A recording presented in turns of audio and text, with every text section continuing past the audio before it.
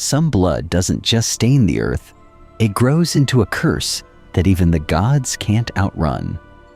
Imagine a beauty so absolute, so devastatingly perfect, that it managed to do the impossible. It turned the Queen of Heaven and the Queen of the Dead into bitter, warring rivals. This wasn't a contest of power or a struggle for a throne. It was a battle for the soul of a single mortal man named Adonis. He didn't ask for their worship, and he didn't seek their grace. But from the moment he was born from the trunk of a shattered myrrh tree, his fate was sealed in a tug of war between the light of the sun and the darkness of the grave. Aphrodite, the goddess who usually commands all desire, found herself in the one position she couldn't tolerate. She was the one begging. And Persephone, the cold, iron-willed ruler of the underworld, found something in Adonis that made her forget the silence of her kingdom. Today, we are descending into the divided heart. We're looking at the man who was too beautiful to live and too precious to die. This is the mystery of the first heartbreak of the gods, a story that begins with an incestuous crime and ends with a red flower that blooms in the shadow of a hunter's spear.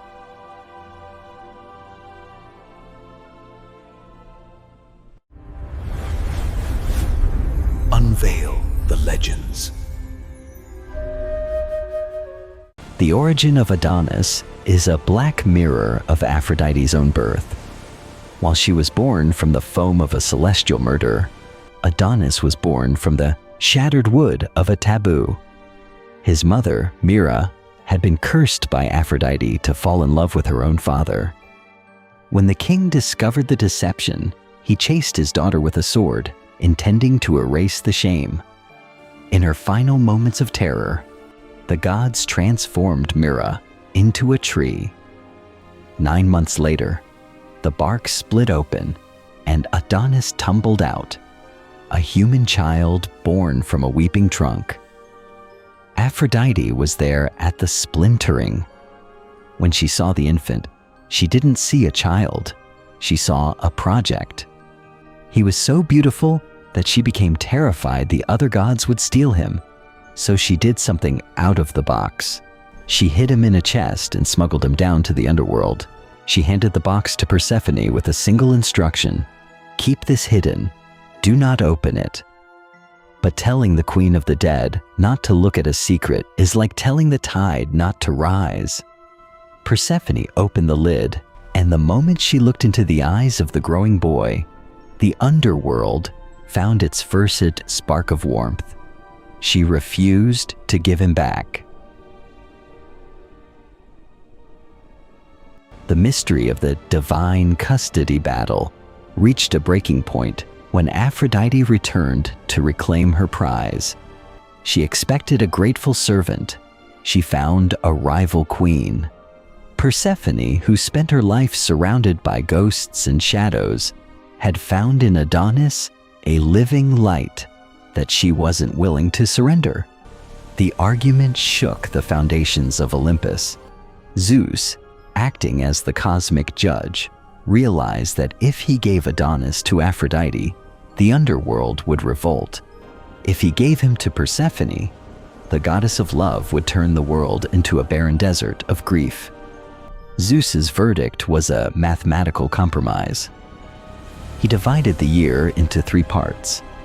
Adonis would spend 4 months in the cold, silent halls of the underworld with Persephone. He would spend 4 months on the vibrant, sun-drenched earth with Aphrodite. And for the final 4 months, he was allowed to choose for himself. But the mystery of choice is a dangerous thing. Adonis, intoxicated by the perfume and the presence of the goddess of love, chose to spend his free time with Aphrodite. He chose the light, and in doing so, he made an eternal enemy of the darkness. The life of Adonis with Aphrodite was a tragic paradise. She, who usually spent her time inciting wars and scandals, became a protective stalker. She followed him through the forests, warned him against the great beasts, and tried to turn a natural-born hunter into a pampered pet. But Adonis was a creature of the wild. He carried the wood of his mother in his veins. He didn't want to sit on silk cushions. He wanted the thrill of the kill. This reveals the fatal flaw in their romance. Aphrodite loved the aesthetic of Adonis, but she hated the nature of him. She tried to domesticate a force of nature. The mystery of his death is shrouded in divine jealousy. While Adonis was hunting a massive, supernatural wild boar, the beast turned on him. Some say the boar was Ares, the god of war, disguised in a fit of rage because his lover, Aphrodite, had abandoned him for a mortal. Others say it was Artemis, protecting her animals. But the most out-of-the-box theory, it was Persephone, sending a messenger from the deep to reclaim the boy who had chosen the sun over her shadows.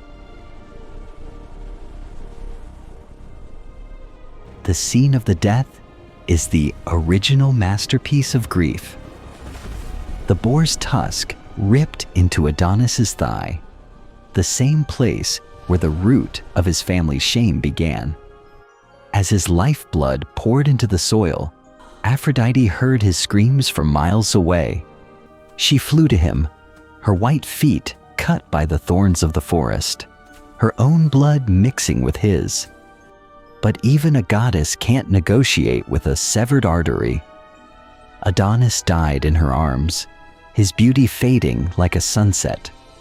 In her madness, Aphrodite sprinkled nectar over the blood-soaked earth.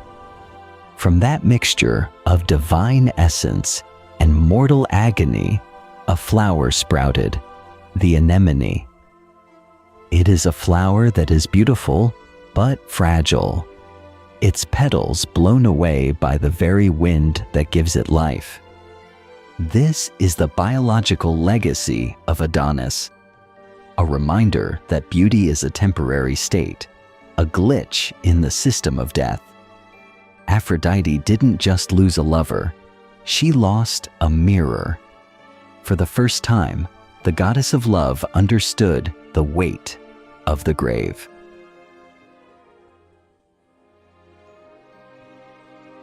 Today, the myth of Adonis is used to describe any handsome young man, but the mystery is much deeper than skin. It is the story of the cycle of the seasons, the constant, violent transition between the bloom and the berry. Adonis remains the only figure who belongs to both kingdoms, a bridge between the goddess of the foam and the goddess of the Iron Throne. The next time you see a red flower blooming in a lonely place, or you feel the sudden, sharp chill of autumn's arrival, remember the hunter, remember the boy in the box, and the two queens who broke the world to hold him. Aphrodite's heart is still scarred by the thorns of that forest, and Persephone is still waiting in the dark for her 4 months of light. The blood is dried, the myrrh tree has fallen, but the grudge of the queens is as eternal as the seasons themselves. The beautiful mortal is gone, but the grief of the gods is the ghost that still haunts the horizon.